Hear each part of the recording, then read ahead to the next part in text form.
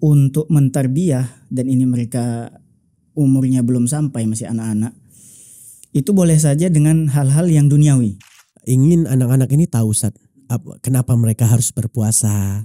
Dengan catatan penting, tidak tidak sampai seperti memaksa gitu. Sedangkan mereka udah balik gitu, atau akhir balik, masih dipakai metode seperti itu. Sebenarnya kenapa kita harus berpuasa? Bahkan tahapan di dalam Islam sebelum bisa melakukan pengaruh ini. It's time to post Proud of Sunnah. Bismillah, assalamualaikum warahmatullahi wabarakatuh. Ya, alhamdulillah, salatu wassalamu ala rasulillah sallallahu alaihi wasallam. Amma ba'd, pemirsa Hasil TV kembali lagi di podcast Proud of Sunnah spesial Ramadan. Dan alhamdulillah tentunya kita masih bersama guru kita, Al-Ustadz Asatin Zamani Siregar, LCMA Hafizahullah. Assalamualaikum warahmatullahi wabarakatuh, Ustadz. Waalaikumsalam warahmatullahi wabarakatuh. Ustadz, lanjut nih Ustadz pembahasan kita Ustadz. Masya Allah. Nah, kita udah membahas tentang puasa Ustadz ya, tentunya di bulan Ramadan. Nah, ini sebagian keresahan orang tua nih Ustadz. Nah, saudara kita muslimin, kaum muslimin di luar sana, ini terkait bagaimana mengajarkan anak-anaknya untuk berpuasa Ustadz. Nah, jadi kita kan tentu Ustadz sebagai orang tua Ustadz ya, kita juga pengen anak-anak kita ini kan menjadi anak yang soleh, anak yang soleha, bisa bertakwa kepada Allah. Nah, salah satu nih Ustadz, di bulan Ramadan ini kita pengen mereka itu belajar dulu Ustadz, bagaimana cara berpuasa, kenapa mereka harus berpuasa. Nah, mungkin kita akan langsung mulai Ustadz dengan kira-kira ini Ustadz, sejak umur berapa atau sejak kapan anak-anak itu yang bisa kita ajari untuk berpuasa Ustadz? Bismillahirrahmanirrahim. Secara asal dulu ya, memang puasa Ramadan dan puasa yang lainnya secara asal memang disyariatkan untuk yang muslim, berakal, sudah cukup umur, sama tidak mendapatkan uzur untuk meninggalkannya. Yang jadi garis bawah kita kan yang baligh nih, yang balik sudah cukup umur. Dalam hal ini berarti anak-anak sebenarnya keluar, sehingga tidak secara asal tidak diwajibkan untuk anak-anak. Tapi memang dalam syariat kita, alhamdulillah, ini termasuk kesempurnaan syariat Islam kan. Iya Ustaz. Boleh untuk ditarbiyah, diajarkan, dan ini tentu kembali ke andil kedua orang tua. Ya, sebagaimana sabda Nabi SAW itu kan, kullu mauludin yuladu 'alal fitrah. Setiap yang dilahirkan pasti lahir dalam keadaan fitrah, suci. Tapi yang bertanggung jawab adalah kedua orang tuanya. Fa'abawahu, itu kan jelas, fa'abawahu, dua orang tuanya, ayah ibu, yang nanti akan mempengaruhi apakah dia yumajjisanihi, jadi orang majusi, yahwidanihi, atau orang Yahudi, atau yunassiranihi, atau akan menjadikan dia seorang Nasrani, waliyatubillah. Artinya di sini ditetapkan memang nanti yang paling utama tanggung jawab kedua orang tua. Dalam Islam memang alhamdulillah ada anjuran untuk itu gitu. Kalau ditanya tadi kapan, secara khusus dalam saum tidak ada kayaknya, tapi dikiaskan sebagian ahli ilmu dengan hadis tentang sholat itu. Mungkin masih ingat? Iya Ustaz. Muru sibyanakum bis salati li sab'in. Suruh mereka sholat, anak-anak kalian, ketika umur 7 tahun kan. Wadribuhum li 10. Dan dipukul kalau nggak mau kalau sudah umur 10 tahun. Jadi dari sini diambil kesimpulan anak-anak diajarkan puasa itu batasannya di 10 tahun. Diajak, ayo puasa gitu. Nah, diajak artinya sama seperti sholat, diajak gitu. Sholat juga sebagian ulama mengatakan perintah sholat di sini ke anak-anak bukan perintah wajib, tapi perintah mengajak dan sunnah gitu.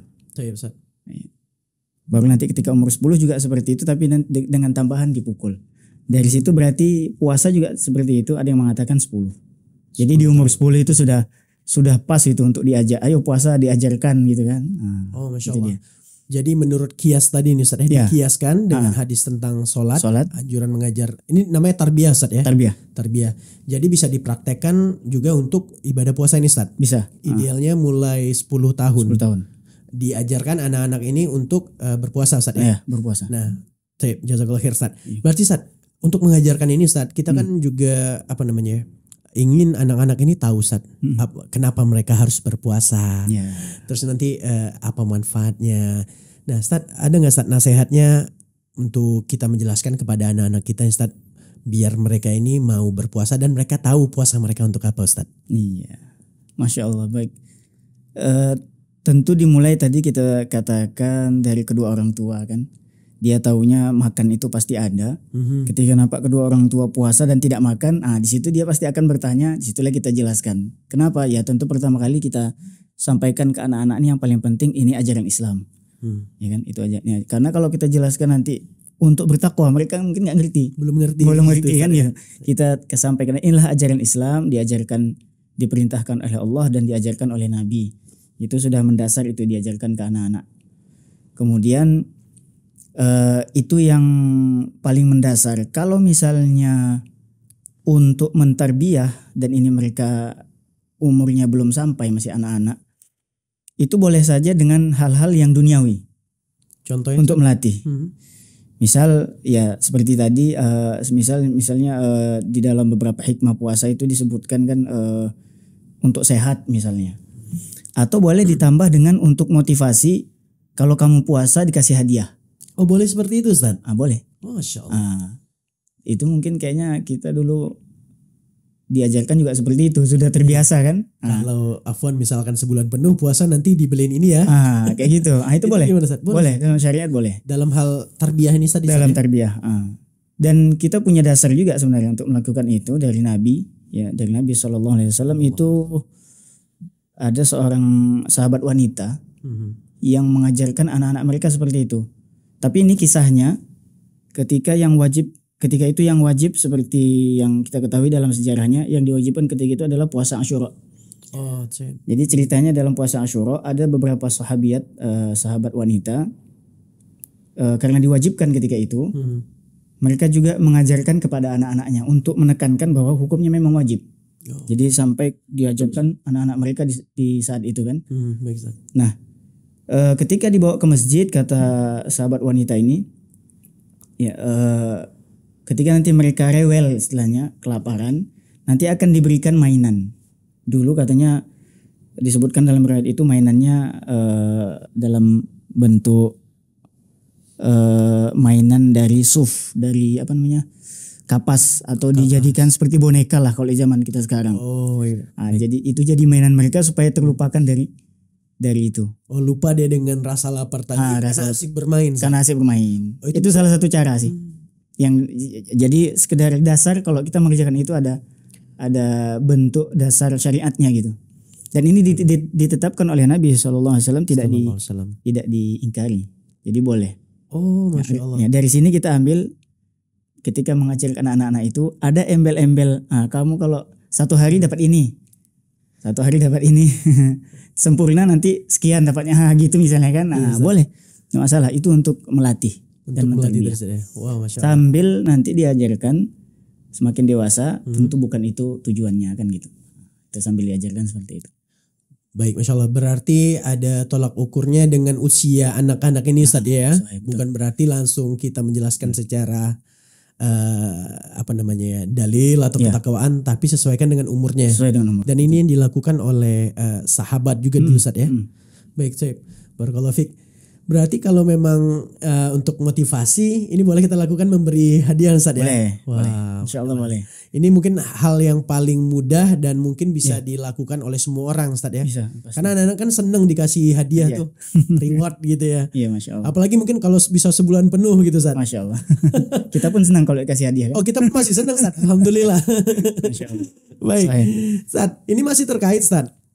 Kalau dengan memberikan hadiah gitu Ustaz ya, apalagi tadi memberikan mainan, Ustaz jelaskan tadi agar anak-anak tidak merasa kelaparan dan asik dengan mainan itu. Nah, ini bagaimana dengan satu metode ini Ustaz? Ini salah satu metode yang kerap kali ditemukan di Indonesia. Kita nggak tahu ya kalau di luar sana mungkin, tapi di negara kita sendiri atau di kampung-kampung kita sendiri ini terkenal ataupun masyhur cara ataupun metode yang mengajarkan anak-anak berpuasa setengah hari. Nah, jadi karena ini anak-anak, ini Bapak Ibu di rumah mungkin nih masih ada yang melakukan ataupun mungkin kita yang pernah mengalami. Jadi ada yang nanti puasanya sampai jam 12 saja gitu. Nanti mama, ayah, ibu, umi, abi nanti bukanya di jam maghrib, tapi kalau adek bukanya boleh di jam 12.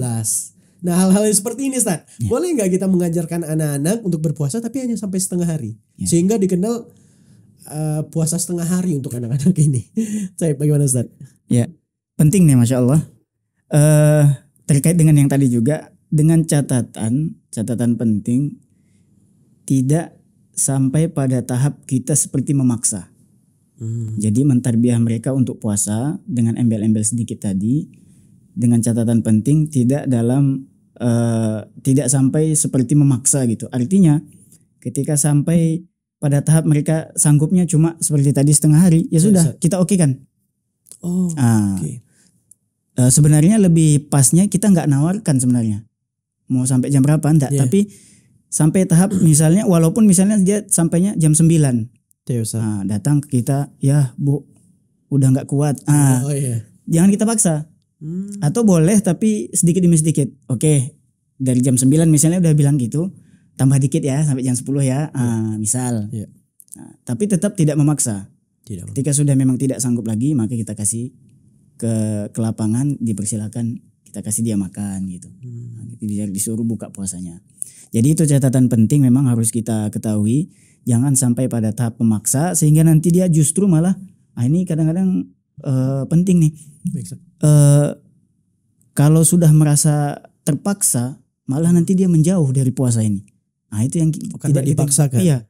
Ada sebagian anak-anak yang seperti itu kan. Jadi kalau misalnya harus memaksa kita nanti sampai ngikuti orang tuanya sampai maghrib misalnya, Ustaz. Bisa-bisa dia malah menjauh, malah nggak suka dengan puasa. Jadi memang kita turuti aja anak-anak ini. Kalau nggak sanggup sampai jam sekian, ya sudah kita kasih keringanan kan gitu. Karena menimbang mereka juga belum masuk usia wajib puasa tadi Ustaz ya. Betul. Tapi balik lagi bukan berarti kita patokkan setengah hari atau jam 12. Ini menjadi mereka seakan-akan beranggapan bahwa ada puasa setengah hari bagi anak-anak. Ini bukan Ustaz. Boleh juga, enggak masalah. Boleh Ustaz. Boleh juga. Boleh. Jadi istilah yang seperti itu, tapi sedikit demi sedikit tentu nanti akan kita fahamkan. Ini lebih baik lagi daripada dia baru 3 jam udah minta buka kan gitu. Lebih baik supaya kita kasih batasan setengah hari lah ya. Itu boleh, enggak masalah. Ada maslahat di situ Ustaz. Ada masalah. Tentunya dalam hal tarbiyah nih, mengajarkan ke anak-anak. Wah, Masya Allah, begitu lapangnya dan begitu hikmahnya ajaran Islam ini Ustaz ya. Alhamdulillah. Masya Allah. Tabarakallah. Baik, mungkin ya Bapak Ibu di rumah bisa dipahami dan semoga kita juga bisa mengajarkan anak-anak kita hikmahnya berpuasa ini Ustaz ya. Dan bisa lebih memudahkan seperti itu Ustaz ya. Tapi mungkin Fon sedikit lagi Ustaz, kalau untuk anak-anak yang udah balik misalkan misalkan laki-laki sudah mengalami mimpi basah atau yang perempuan sudah mengalami haid, berarti ini metode sudah tidak bisa dipakai lagi kan Ustaz? Tidak bisa. Misalkan kelas 1 SMP nih Ustaz, ini kan masa transisi Ustaz, anak-anak SD ya. Nah anak SD, jadi abi uminya atau ayah ibunya masih menganggap ini baru masuk SMP nih, sedangkan mereka udah balik gitu, atau akhir balik, masih dipakai metode seperti itu. Anaknya datang mungkin jam 12 siang, abi umi udah nggak sanggup gitu. Itu bagaimana Ustaz? Iya, harus kita pahamkan juga memang. Nah, orang tua dalam hal ini ayah ibu harus memahamkan mereka kewajiban itu ketika mereka nanti sudah balik ya harus sempurna. Nggak boleh lagi dikasih embel-embel yang tadi seperti anak-anak gitu. Jadi itu berlakunya cuma untuk anak-anak. Sibyan dalam hadis Nabi itu, dalam kisah yang tadi kita sebutkan, sibyan itu artinya anak-anak yang belum sampai umurnya, belum balik. Sibyan atau ghilman. Artinya kita fahamkan mereka, ini nanti kamu kalau sudah dewasa, udah balik, ini wajib penuh, nggak boleh lagi diembel-embelkan dapat ini, dapat itu. Karena dia sudah dewasa, udah sama hukumnya seperti kedua orang tuanya. Iya. Artinya tapi memang tetap catatan penting tadi, jangan sampai ini seakan-akan memaksa sehingga dia menjauh. Itulah penting. Jadi antipati. Nggak suka dengan puasa misalnya, waliyatubillah. Makanya inilah tanggung jawab kedua orang tua. Bagaimana caranya sebelum dia sampai ke tahap balik ini dijelaskan dengan penuh hikmah supaya faham anak kita. Wah, Masya Allah. Alhamdulillah. Masya Allah. Mungkin kalau hal-hal yang bisa ditoleransi mungkin seperti dalam kondisi medis gitu Ustaz ya, ada sakit dan hal-hal yang mungkin sudah dijelaskan juga dalam Islam Ustaz ya. Ada dalil-dalilnya yang membolehkan seseorang untuk membatalkan puasa Ustaz ya. Itu juga dijelaskan juga kan. Sakit, safar, itu juga. Berarti kesimpulannya tentunya ada cara untuk mengajarkan anak-anak ini berpuasa Ustaz ya. Tentunya seperti yang Ustaz sampaikan dari awal sampai akhir ini Ustaz. Baik, jazakallah khair Ustaz. Sekali lagi Ustaz. Semoga bisa menjadi ilmu yang tentunya bermanfaat bagi orang tua dan mungkin bagi calon-calon orang tua ataupun bagi kita sendiri. Masih bisa diamalkan tentunya. Baik Ustaz, jazakallah khair. Barakallahu fiik. Kita ketemu lagi di episode selanjutnya Ustaz insyaallah taala. Baik, pemirsa Asil TV, terima kasih, jazakumullah khair. Itu tadi pembahasan kita dan insya Allah sampai ketemu di podcast Proud of Sunnah spesial Ramadan selanjutnya. Barakallahu fikum jami'an. Subhanakallahumma bihamdik. Asyhadu an la ilaha illa anta astaghfiruka wa atubu ilaik. Assalamualaikum warahmatullahi wabarakatuh. It's time to post Proud of Sunnah.